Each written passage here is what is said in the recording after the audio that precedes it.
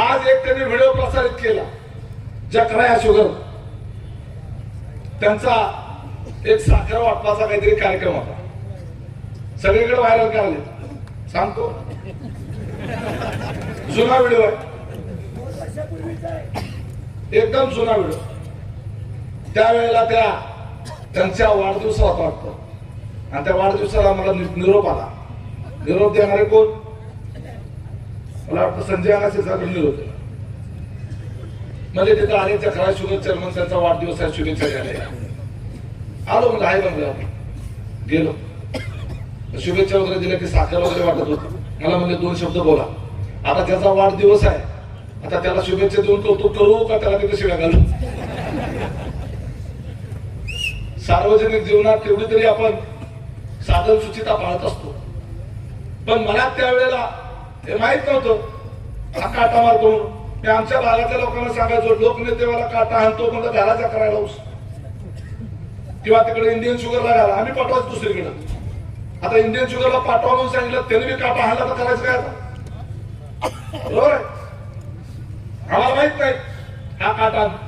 ज्या वेळेला कुरुल जिल्हा परिषदेच्या निवडणुकीला मी उमेदवार म्हणून उभा राहिलो, त्यावेळेला प्रचाराला गेल्यानंतर अनेक शेतकऱ्यांनी माझ्याकडे त्या कारखान्याच्या पावत्या आणून दिल्या, वजन काट्याच्या.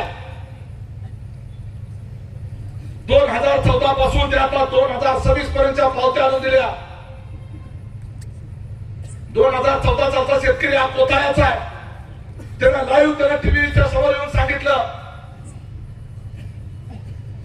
2014 साली कुठल्या तरी महिन्याच्या 13 तारखेची पावती होती. त्या पावतीवर मोकळ्या ट्रॅक्टरचं म्हणजे एमटी, वजन काट्यावर गेल्यानंतर एमटी ट्रॅक्टर, ऊस घातल्यानंतर मोकळ्या ट्रॅक्टरचं वजन होतं. बरोबर आधी, कारण ऊस भरून जाणार, भरून गेल्यानंतर तो खाली होणार. आधी पहिले टोटल वजन ट्रॅक्टर आणि ऊसाचं एकत्रित, आणि येताना मोकळा ट्रॅक्टर एमटीचं वजन ती वजा करायचं म्हणजे राहिलेलं ऊसाचं वजन. बरोबर, त्या एमटी ट्रॅक्टरचं वजन 13 तारखेला 8 टन होतं. 8 पावतीवर लिहिले, ट्रॅक्टरचा नंबर लिहिलेला आहे. तोच ट्रॅक्टर 2 दिवसानंतर ऊस घेऊन गेला, नंबर तोच आहे पावतीवर. दुसरी पावती, त्याच्यावर वजन 12 टन, एमटी ट्रॅक्टरचं वजन 12 टन.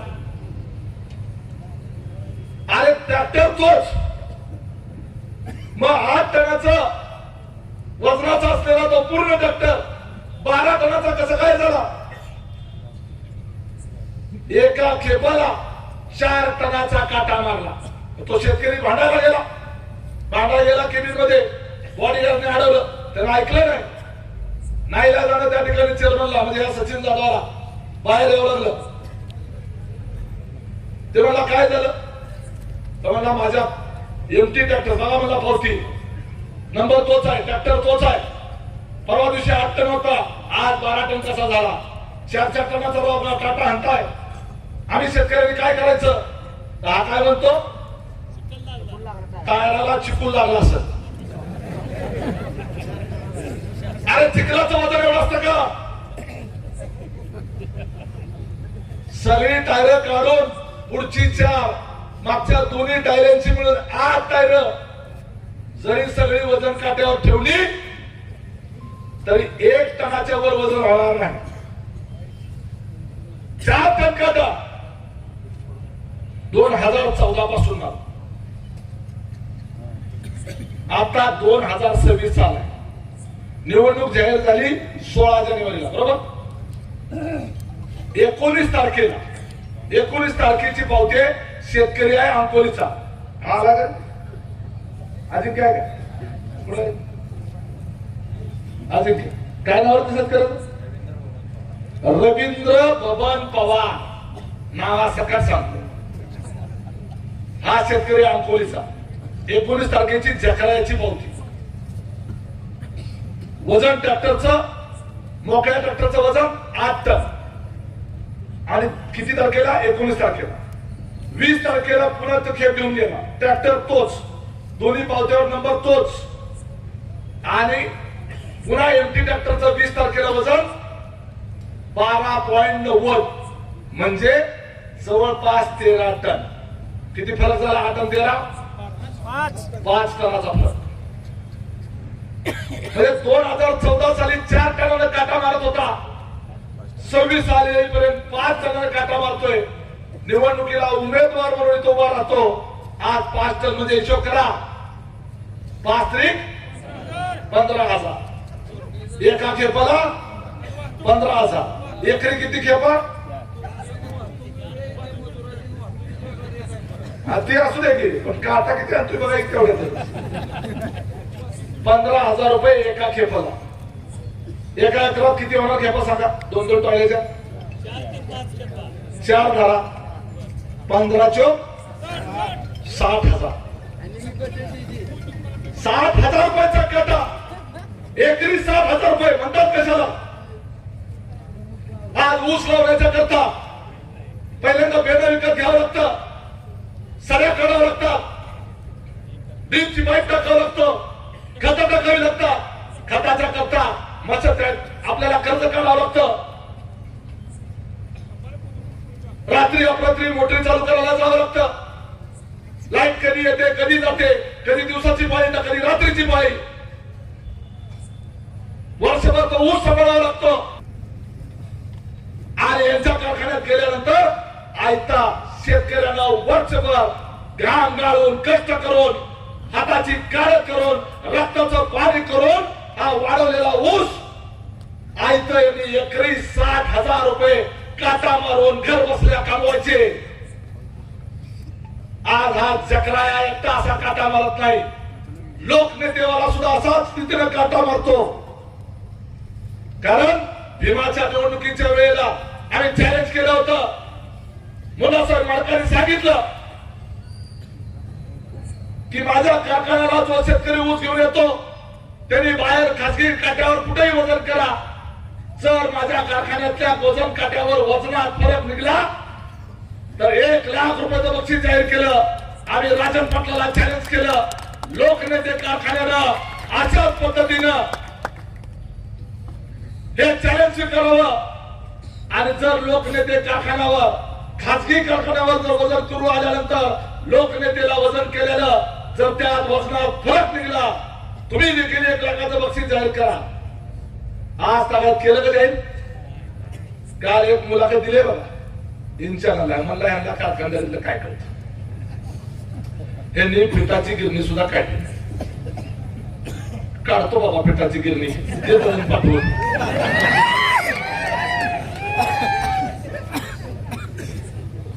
आता यांचं दळणच करायचं, मोठी मोटर बसवावं लागेल. पिठाची गिरणी काढली, अरे नाही काढली, परंतु जे काय करतो ते इमानदारीने, चोऱ्या करून आमच्या शेतकऱ्याच्या कष्टाचे पैसे आम्ही चोऱ्या करत नाही, हडप करत नाही.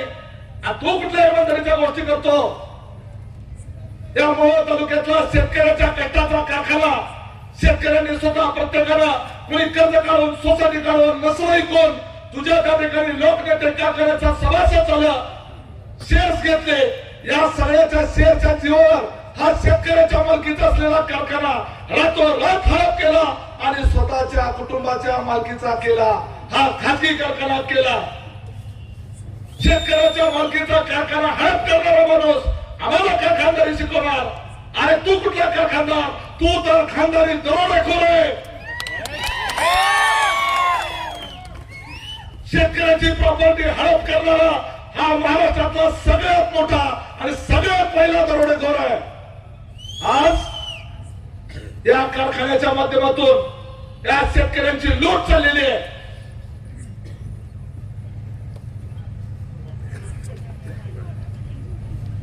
बारामती अॅग्रो कारखाना कुठं आहे? बारामती अॅग्रो आमच्या नरखेड गावापासून आम्ही अंतर मोजलं 150 किलोमीटर आहे. विनोबा काय घ्यायचं? हा त्यांचा त्याच विषय 150 किलोमीटर. आम्ही आमच्या गावातल्या लोकांना सांगितलं, मी सहज रोहित पवारांना विचारलं, आमच्या इकडचा ऊस तुम्ही नेऊ शकता का? म्हणजे नेऊ शकतो. 150 किलोमीटर वरून परवडणार का? अडचण काहीच नाही, आम्ही पाठवतो. त्यांनी टोळ्या पाठवल्या, ट्रॅक्टरने ऊस न्यायची तयारी दाखवली. 150 किलोमीटरवर ऊस नेला. बारामती अॅग्रो कारखाना ऊसाला दर किती देतोय? 3400 रुपये. पण मला रोहित पवारांनी सांगितलं 3400 नाही, आम्ही त्या ठिकाणी साखरेचा भाव काय राहतो हे बघून 3500 रुपये भाव देणार आहोत. 3500. बारामती अॅग्रो 300 किलोमीटर वरून जर ऊस नेतो आणि तुम्ही तुमच्या बैलगाडीने हातीत येणाऱ्या ऊसाला 2800 रुपये भाव देता आणि त्याच्यावर पुन्हा एकरी 60-60 हजार रुपयाचा काटा मारता, असे हे लुटणारे कारखानदार होण्यापेक्षा आम्ही पिठाची गिरणी काढलेलीच बरी आहे. चोर म्हणून, दरोडेखोर म्हणून जगण्यापेक्षा इमानदारीनं गरीब राहिलेलं परवडतंय. इमानदारीनं कष्टाची भाकर खाल्लेली परवडती.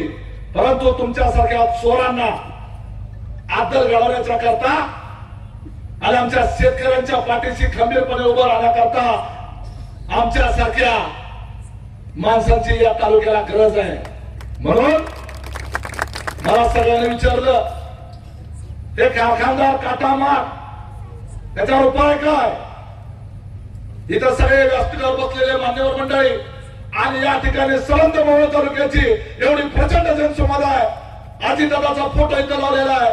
या अजितदादाच्या साक्षीने सांगतो, या मोहोळ तालुक्यामध्ये असलेल्या प्रत्येक कारखान्याकडे जाणाऱ्या रस्त्यावर या मोहोळ तालुक्याच्या अवतीभोवती असलेले जे जे कारखाने आहेत त्या कारखान्याच्या रस्त्यावर उमेश पाटलाचा जनता काटा उभा करणार. जनता काटा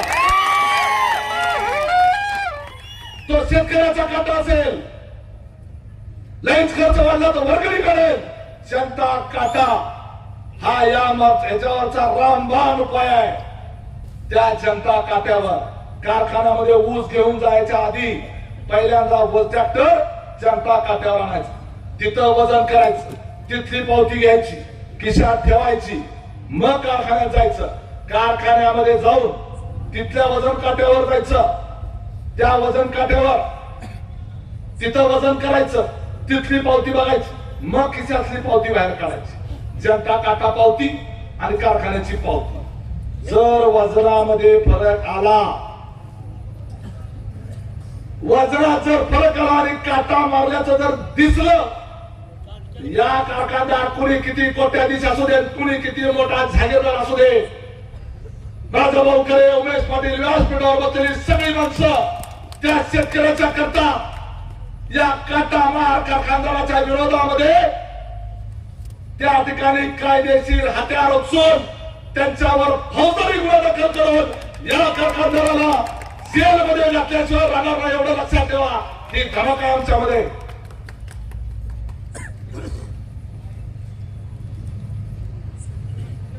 आणि हा अत्यंत महत्वाचा मुद्दा आहे. शेतकऱ्यांच्या करता कळीचा मुद्दा.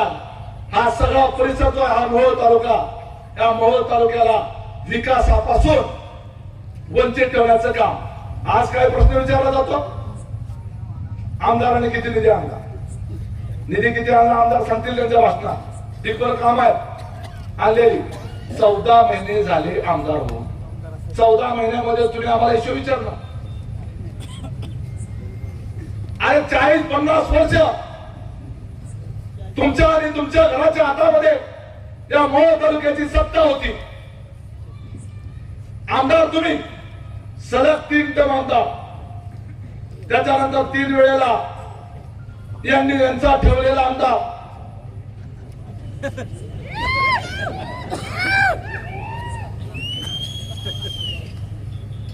जवळपास 30 वर्ष सलग आमदार.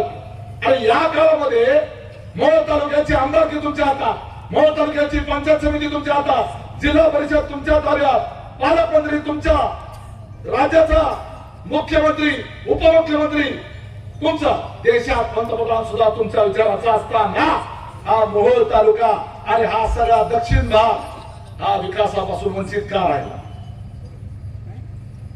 जे काय मिळेल ते सगळं अंधेरला घेऊन जायचं. अपर तहसील अंधेरला, उपजिल्हा रुग्णालय अनगरला, रजिस्टर ऑफिस अनगरला, सगळ्या अनगरला. या दक्षिण भागात तर काहीच दिलं नाही. मग कामती असेल, कुरुल असेल इकडं, आणि नरखेडचा भाग अरुणा नाही तर बसलेले. कैलासवासी शहाजीराव पाटलांचा तो परिसर त्या आपल्या विरोधातला भाग आहे. म्हटलं तिकडे काहीच द्यायचं नाही. आज या भागामध्ये, आज मोहोळमध्ये एकही रस्ता धड नाही. एक ते रस्ता धडायला सांगा. गावाला जोडणारे एकही रस्ता चांगला नाही. शेत रस्ते नाही, पाण्याचे रस्ते नाही, शिव रस्ते नाही, आणि त्या कॅनलच्या कडेला असणारे रस्ते तर फार वाट लागलेले. म्हणजे केलं काय तुम्ही? या मोहोळ तालुक्यातली एक शाळा धड नाही. एकाही शाळेमध्ये नीट शौचालय स्वच्छतागृह नाही. आमच्या इथल्या अंगणवाड्या नीट नाही. आमच्या गावांमध्ये व्यायामशाळा नाही. व्यायामशाळा कुणी वर्गणी काढून केली असेल तर तिथं व्यायामाचं साहित्य नाही. आमच्या महिला बचत गटाच्या करता कुठल्या गावामध्ये कार्यालय नाही, ऑफिस नाही. प्राथमिक आरोग्य केंद्रामध्ये नीट सुविधा नाही. तिथं नीट डॉक्टर नाही. तिथं नीट औषध गोळ्या नाही. काय काय काय केलं तुम्ही त्या मोहोळच्या करता? साधं क्रीडा संकुल ते मंजूर झालेलं आहे. ते क्रीडा संकुल तुम्हाला त्या ठिकाणी मोहोळच्या करता आलेलं नाही. मोहोळ तालुक्यामध्ये उपजिल्हा रुग्णालय तुम्हाला करता आलेलं नाही. अर्ध्या कुर्डवाडीला एसटीचा आगार आहे, बार्शीला एसटीचा आगार आहे, पंढरपूरला एसटीचा आगार आहे, अकलूजला एसटीचा आगार आहे. परंतु आमच्या मोहोळला एसटी डेपोज नाही. मोहोळचा एसटी स्टँड म्हणजे हे खेड्यापाड्याचं स्टँड असतं का नाही? जाता जाता गाडी थांबती, हाय गर्दी म्हणून थांबली गाडी, हात केला की थांबली गाडी. एक दोन एसटी सोडलं तर बसतच नाही हात काय. असलं आपलं एसटी स्टँड. काय केलं या मोहोळसाठी? फक्त गावागावामध्ये भांडण लावले आणि दोन दोन तीन तीन प्रांत्याकडून फक्त सत्ता ताब्यात घेतली. आज विधानसभेची सत्ता आपण उतरवून टाकली. आपल्याला कसल्याही परिस्थितीमध्ये ह्या जिल्हा परिषदेमधून यांना हद्दपार करायचा आहे. पंचायत समिती आपल्या ताब्यात आली पाहिजे. नुसतं मेजॉरिटी नव्हे, सर सकट सगळ्याच्या सगळ्या जागा, सगळ्याच्या सगळ्या जागा. कोण उमेदवार आहे, काय आहे, अजिबात बघायचं नाही. गाड्या दिसलं की दाबायचं बटन, तुतारी दिसले की दाबायचं बटन, धनुष्यबाण दिसलं की दाबायचं बटन. नरखेडमध्ये एक खोटा धनुष्यबाण उभा आहे. काल एकनाथ शिंदे साहेबांनी सांगितलं तो आमचा उमेदवार नाही. ती ज्योत्सना पाटील त्या आमच्या उमेदवार नाहीत, थेट शिवसेना प्रमुखांनी सांगितलं. एबी फॉर्म गडबडीत घेऊन भरलेला काय झालेला एबी फॉर्म. त्यामुळे नरखेडमध्ये पंचायत समितीला दोन्ही ठिकाणी घड्याळ, एवढं पक्के लक्षात ठेवायचं. आणि या ठिकाणी कोण उभं आहे? घड्याळ असो, धनुष्यबाण असो, तुतारी असो, जिल्हा परिषदचा उमेदवार असो, पंचायत समितीचा उमेदवार असो, त्या ठिकाणी स्वतः उमेश पाटीलच उभा आहे. प्रत्येक ठिकाणी नितीन उमेश पाटील आहे, उमेश पाटील आहे, संतोष पाटील आहे, उमेश पाटील आहे, आता नरसिंह पाटील आहे, उमेश पाटील आहे. आणि जिथं जिथं जो जो उमेदवार आहे त्या ठिकाणी राजाभाऊ खरे उमेदवार आहे. आपला आमदारच तिथं उमेदवार आहे. फक्त बघायचं त्याचं कारण आहे मित्रांनो, जाती जातीवरनं तुमच्यामध्ये भेद केला जाईल. अमुक समाज तमुक समाज हे आपल्या जातीचा आहे म्हणून जरा ह्याला टाकू खालच्याला, वरच्याला टाकू ह्याला, खालचं जरा आपला आहे, असं गडबड केली जाऊ शकते.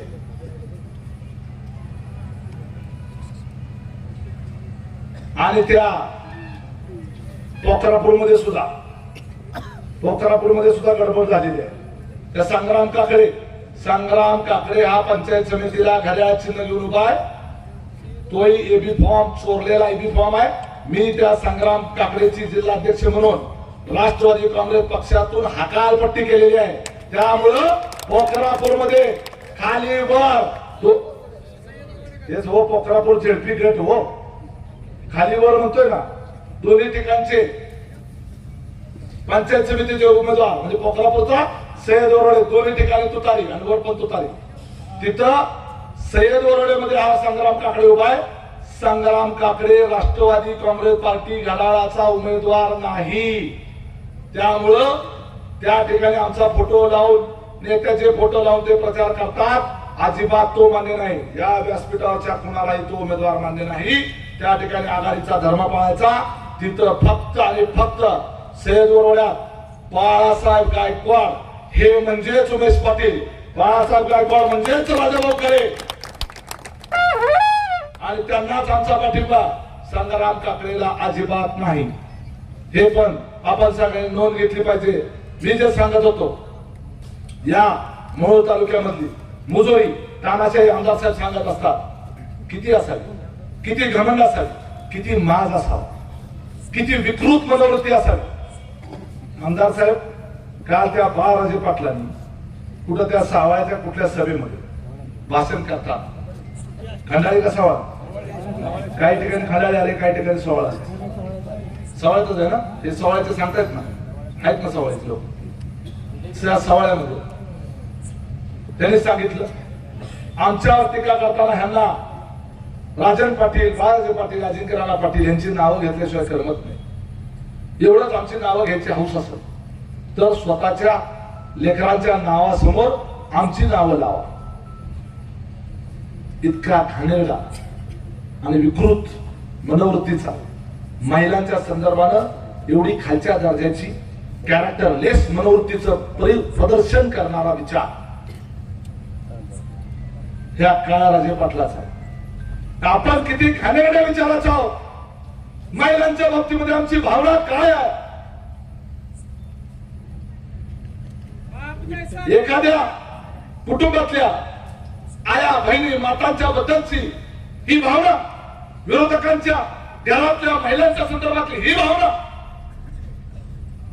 आणि वर्ण काय म्हणतात आमदार साहेब, अण्णा हे आमच्या बाबूराव अण्णाचे संस्कार आहेत.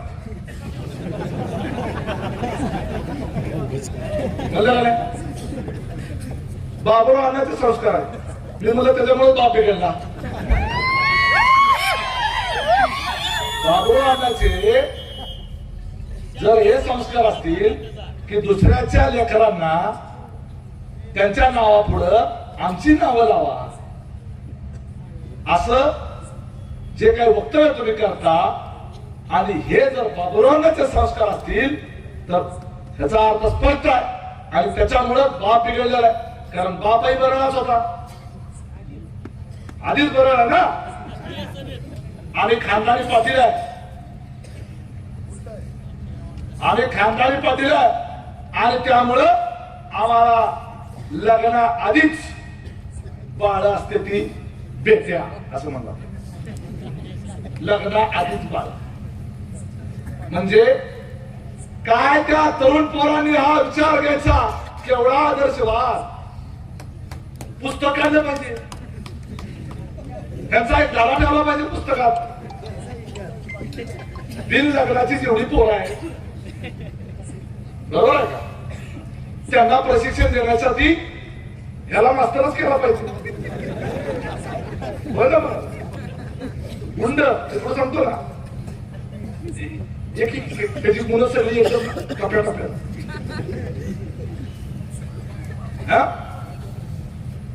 ह्याला मास्तर केला पाहिजे. म्हणजे आम्ही किती कॅरेक्टरलेस आहोत.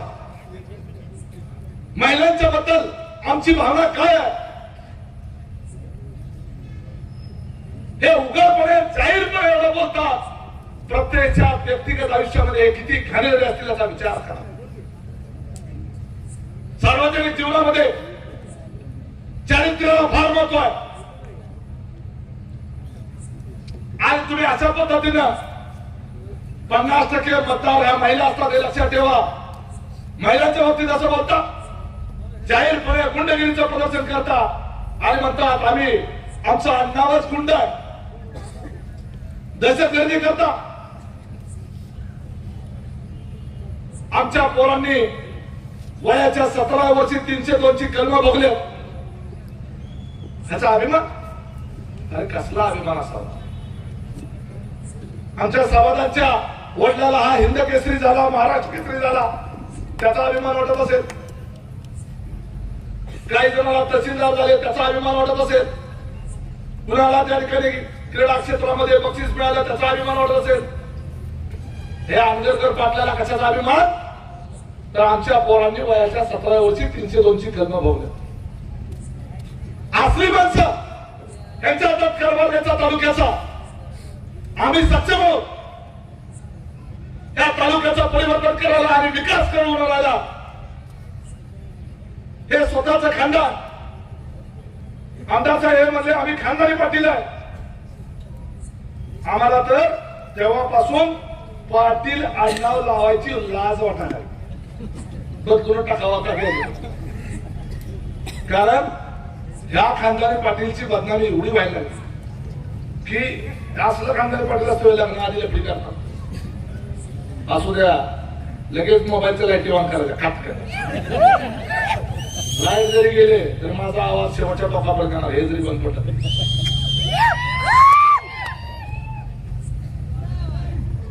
19 फेब्रुवारी काय असतं, शिवजयंती. 19 फेब्रुवारीला शिवजयंती असते. छत्रपती शिवाजी महाराज तुमचा आमचा सगळ्यांचा आराध्य दैवत. 19 फेब्रुवारी रोजी फक्त आपल्या सोलापुरात नाही, मोहोळमध्ये नाही, उभ्या महाराष्ट्रात नव्हे, समग्र भारतामध्ये जगभरामध्ये छत्रपती शिवाजी महाराजांची जयंती 19 फेब्रुवारीला साजरी केली जाते. फक्त या भारतातले एकमेव गाव आहे ते म्हणजे अनगर, ज्या ठिकाणी 19 फेब्रुवारीला छत्रपती शिवाजी महाराजांची जयंती साजरी करायला बंदी आहे. बंदी का बरं, कारण 19 फेब्रुवारी त्या दिवशी 19 फेब्रुवारी या दिवशी राजन पाटील यांचे पूज्य पिता श्री म्हणजे लोकनेते बाबुराव अण्णा पाटील यांचं निधन झालं. माझा बाप ज्या दिवशी गेला त्या दिवशी तुम्ही शिवाजी महाराजांची जयंती साजरी करणार,